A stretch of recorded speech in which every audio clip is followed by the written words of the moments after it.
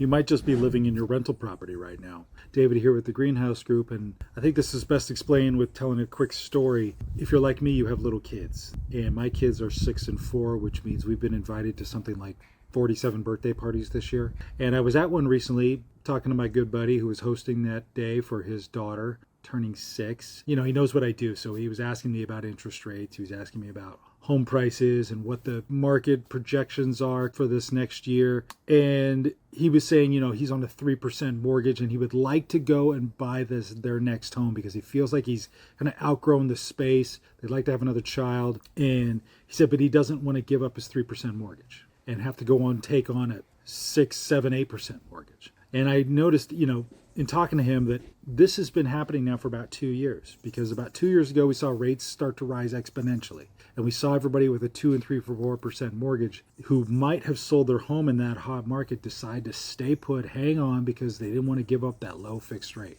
which is totally understandable. But this lock-in effect means that a lot of people are living in a home that they don't want anymore, they've outgrown it, they need to relocate, but they're making the home work because of that low fixed rate. So when I was talking to him, I said, you know, have you considered keeping this home, keeping this interest rate, letting this home work for you as a rental property, and then going to buy the next home? And he said, well, I don't want to take on a 6.5% mortgage or 7% mortgage. And I said, well, yeah, you know, but one of your goals is to build wealth. And the best way for most Americans to do that is through real estate. Most net worth in this country is equity that people have in their homes. And I said, you know, we could look at it because the departing residents will yield projected rental income that can help you qualify for that next home purchase. And by the way, your daughter who's turning 6 is never going to see interest rates at 3% again.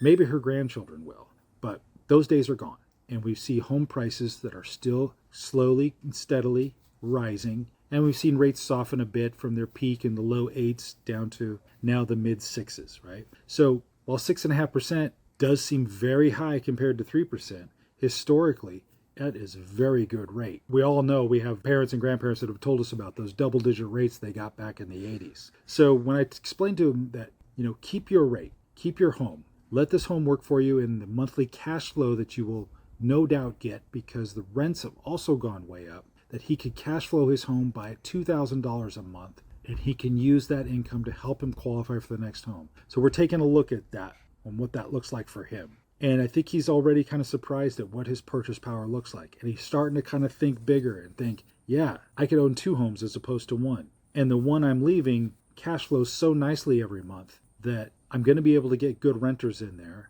and I'm going to be able to help myself buy this next home. So if that sounds like something that would work for you, if that finds you in a place where you're curious about what that might look like, contact me at david@greenmeansgrow.com.